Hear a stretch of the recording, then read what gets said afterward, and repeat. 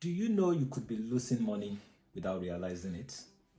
As financial pressure rises over the past few years, a lot of families are struggling in keeping up with their finances, especially when it comes to payment of bills, paying their mortgages, even paying their rents. Now, as of early this year, about 49% of adults are behind in paying their energy bills. Some of these are struggles can be eased if we pay attention to the money drains, which are not very obvious but are there to take away your hard-earned money. In this video, I will be uncovering the 5 pits, the money drains that people don't pay attention to but would cost you a lot of money at the end of the day. So if this video interests you, please sit back and watch to the end. And I would like to make a request. Please like, share, and subscribe to my channel if you haven't. The first on the list is overpriced insurance policies. Now, considering that life is unpredictable, a lot of things can happen that you don't plan for. It is imperative that have insurances for things that matter to you. For example, it could be your car insurance, life insurance, mortgage insurance, and among others. Some of these insurances are mandatory while some are not. So you need to understand which ones are and which ones are not. So for example, your car insurance is mandatory, you need to get it. Otherwise you won't be able to drive in the UK.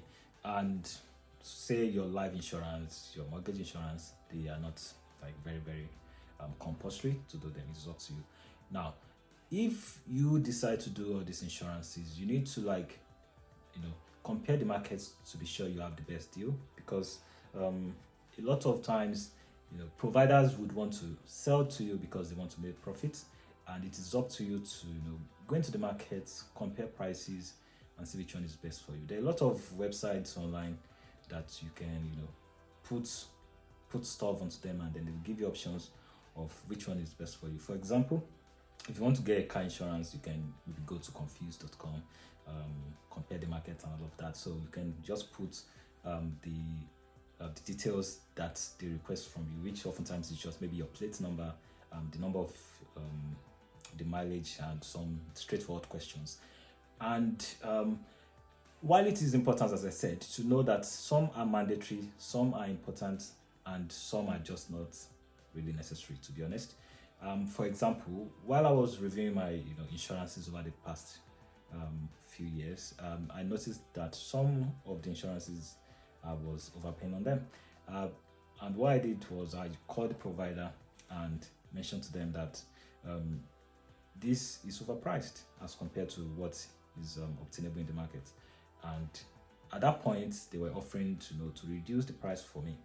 I would say you should pay attention to your anniversary dates for your insurances, so you can check the markets before you automatically renew with them.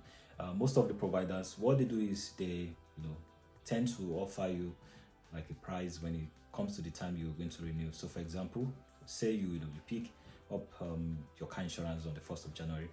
The 1st of January the next year, they're going to send you like an email and tell you that it's time to renew, and this is the new renewal price which we are going to offer you. Now, some people would not bother to check the market to see if they have options. They would just go for it.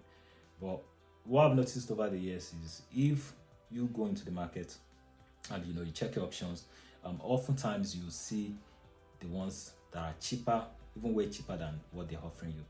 And personally, a lot of these things have happened to me, that I would want to cancel insurance, and they would offer you a discount or tell you that, oh, we'll reduce the price for you or give you some prices. So I noticed that if you don't check the market, you pay exorbitant fees for these things, which while they are important to have them, they are subtle ways where people tend to lose their money. So yes, pay attention to your insurance. If they are overpriced, please check the market and see that you have options to pay lower, to pay lesser, and overall it's going to benefit you. The second money drain is ignoring energy efficiency.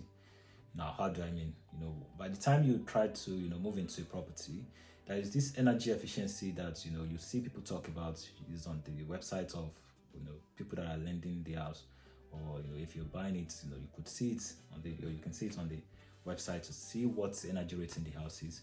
Oftentimes it's from rating A, B, C, D, E, and A is the best, and it comes down like that to maybe E, depending on how good or how energy efficient the house is. Now, energy efficiency is one thing that people don't tend to pay attention to. Understandably, some people just want to move into a house. Maybe they've been checking the market for a long time, and they find this house which is affordable, cheap, and they just want to move into the house. But what people don't know is that by the time you move in and you begin to pay your energy bills, you notice that you are paying a lot of money. I would say check the energy efficiency of that house before you move into it, because in the long run it's going to save you money if the house is energy efficient. And also there are some practices that can save a lot of energy if you adopt them. For example, putting off the sockets, unplugging appliances, getting a smart thermostat. For example, in my house I have a smart thermostat which you set the temperature to maybe say 19 degrees, and if it's hotter than that, it tends to switch itself off, and it just manages the heating system like that. So there are other ways you can manage make your house energy efficient. So explore these options, and be sure that you check your energy rating before you move into the house, and it's going to save you a lot of money in the long run. Another money drain is unnecessary subscriptions. In this age, there are a lot of subscriptions that you can do to have fun, streaming services, fitness, and what have you. So the question you need to ask yourself is, are these services necessary to start with?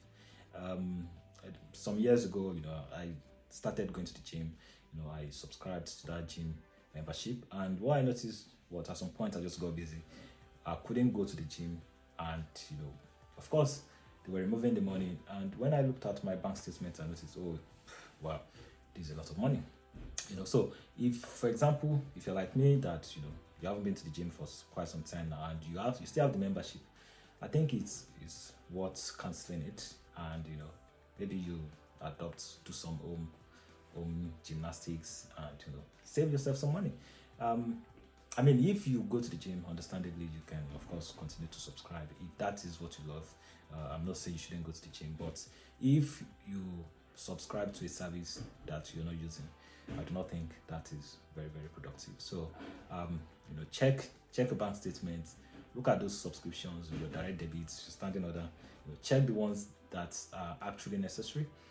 If they are not necessary, I think you should cancel, because by the time you look at it, say in the year, you add up those amounts of money, it's a lot of money. You could have saved them if you pay attention to them.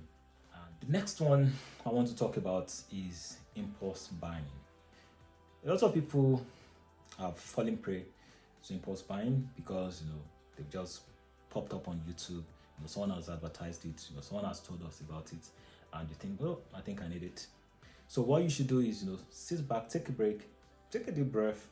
Do I really need this thing? Do I need this next shiny thing? Ask that question, and if you think you need it, if it's like a necessity, why not? You can get it.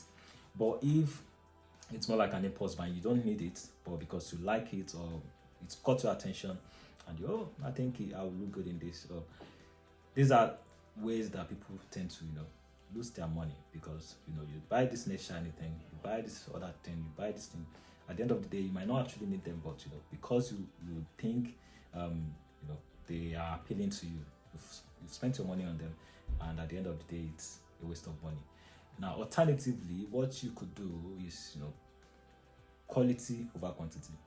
What I do is I buy one good quality stuff, and which would last me over time, over a long period of time, rather than just see this shiny thing, buy it, and overall the money you spend is more than what you could have maybe just put together, buy one quality things, and save yourself a lot of money.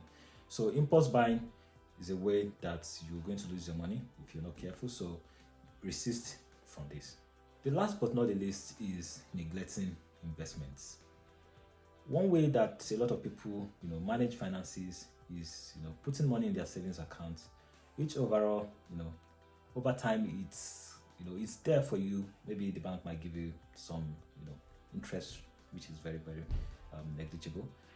But if you put your money into an investment account, say maybe you do stocks, ISAs, and this investment account tends to come with reasonable interest rate, which overall you make more money from it. And if you're not confident enough maybe to put your money into these ISAs or into these stocks and shares, you can get some high interest rate savings accounts which you can maybe fix for years, for a year or two, and they'll give you good returns. And remember, time in the market beats time in the market.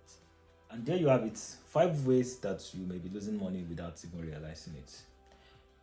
If you have other ways that people are losing money without knowing, you can drop in the comment section and let me learn from you. If you have watched to this point, I want to say thank you. Please don't forget to like, share, and subscribe, and I'll see you in my next video.